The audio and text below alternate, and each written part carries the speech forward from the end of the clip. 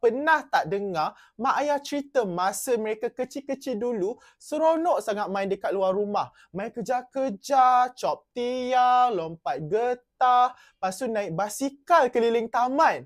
Semua simple je tapi seronok gila. Tapi sekarang, Abang Noel rasa adik-adik mesti lebih suka duduk depan skrin. Macam sekarang tengok Abang Noel main game lah, tengok video lucu. Sampai lupa dunia luar tu ada taman yang best. Nak tahu tak kenapa kita sukakan gadget?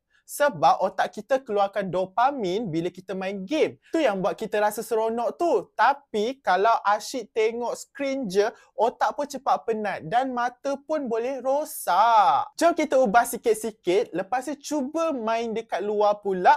Lepas tu kita panjat gelongsor ataupun baca buku dengan mak dengan ayah. Bila kita keluar, jumpa kawan dan gelak sama-sama, rasa bahagia tu memang rasa lain macam. Kalau adik-adik semua nak tahu lebih lagi, bolehlah baca artikel ni sekarang.